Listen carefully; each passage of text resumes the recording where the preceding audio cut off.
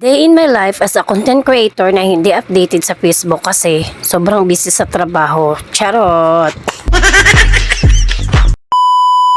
For today's video guys, ayan nga si Mela, ang aga-aga nga niliguan ng kanyang lula o tingnan mo naman. Tapos after ko palang magtrabaho dyan guys, kakauwi ko lang yan, ayan tsura ko, diba? Antok na antok pa ang aking mata. Tapos, ayan si Mela, kinuha ko sa lula niya. Tapos inipitan ko kasi super excited na talaga akong ipitan yan. Kaso nang nipis-nipis ng buhok niya. Wala siyang buhok at ayan, nakita nyo ba, inantok na ang baby na yan. Tapos, hinayaan ko lang siya kasi gusto niyang bumaba. Ayan, hinayaan ko lang siyang bumaba dyan. Tapos, sumilip siya sa dalawa niyang kuyang makukulit. Ayan. Tapos, yan, si Mela magpalakad-lakad lang yan. Hinayaan ko talaga yung magpalakad-lakad dyan. Siyempre, exercise na rin niya sa umaga. Bali, mga ano pala yan guys, mga 8 na ng umaga yan. Kasi, 7:30 ang out ko tapos dumating ako dito mga 8 na mahigit. Ayan. So, ayan, pabalik-balik lang yan. Ganyan lang yung trabaho niya araw-araw. Pabalik-balik, palakad-lakad. Hindi yan napapagod. Siyempre, yan yung gusto niya. Lagi kasi siyang nakakulong sa lula niya. Oh. Diba? Ang cute-cute ng mukha. Oh.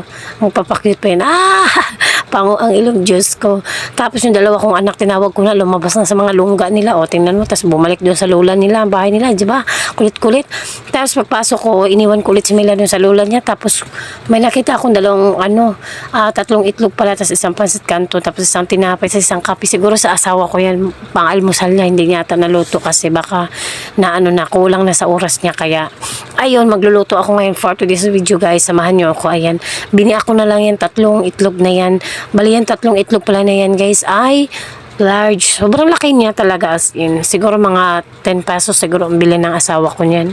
Ayan, binuwa ko lang yan, tatlo na yan.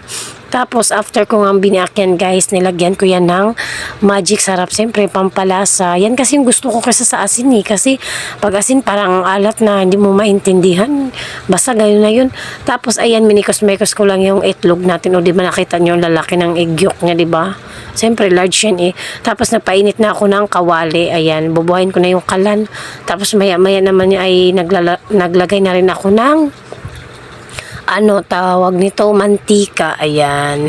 Siyempre, nantay ko munang uminit yung kawali na yun para mabilis maluto ang ating itlog. Ayan na yung mantika natin. Maglalagay na tayo ng mantika dyan. Siyempre, kunti lang para masarap ang itlog natin.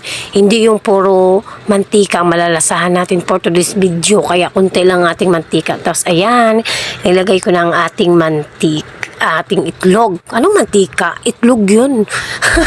Charot. Tapos, ayan na, mekas-mekas ko lang. Ayun, naluto na agad ang ating itlog. Grabe, ang bangong sarap. Tapos, kinuha ko na rin yung tuyo na pinabili ko sa aking kapitbahay. Bali, umuwi pala sila dun sa Bicol. Tapos, nagpadala yung asawa ko ng pera. Ayan, binila nila ako ng tuyo. O, diba? Tatlong klaseng tuyo pala yan. Pero yung dalawa lang ang lulutuin kong tuyo. Sobrang sarap niyan, guys. Promise, ang bango-bango. Hindi siya maalat. Hindi ko alam kung saan sa Bicol yung mga, yung kapitbahay ko. Basta dinala nila. Tapos, sinalang ko na rin yung pangalawang tuyo. Bali, sap-sap lang yan, guys. Yan yung pinaka-favorite ko. Nung naalala ko, nung nasa probinsya pa lang ako, kahit hilaw yan, kinakain ko yan Tapos, naluto na. Tapos, ayan pala yung pinabili ko rin sa kanilang suka. Masarap din yan, guys. Tapos, kain na tayo, guys. Ayun na yung pinaka-final na pagkain ko for today's video. O, diba? Ang sarap. Kain na tayo, guys. Nandiyan yung paa ng anak ko. Ito yung ulam ko. Dali, kain na. Kain na. First bite. Up. Dog.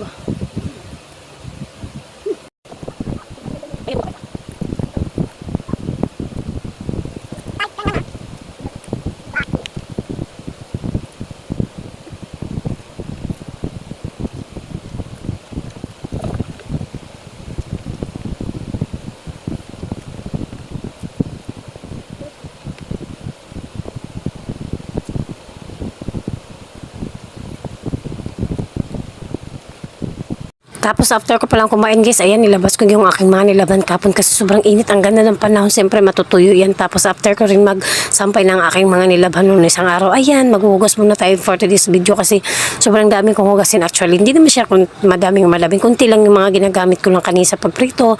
Mga kinainan ko yung naiwan ng kunting hugasin ng asawa ko, diba? Ang dami. Nakita nyo ba yung langit guys? Ang ganda, diba? Ang ganda ng panahon. Ayan, hugas-hugas lang tayo dyan. Kunti lang naman yan, hindi naman yan karamihan. maramihan. Siyempre, kailangan natin manghugas. Alangin, kakain lang tayo. Wala naman tayong katulong. Siyempre, hugasan na rin natin yung mga kinainan natin. O, ayan, nilabas ko na rin ang aking kutsara at pati yung mga baunan ko.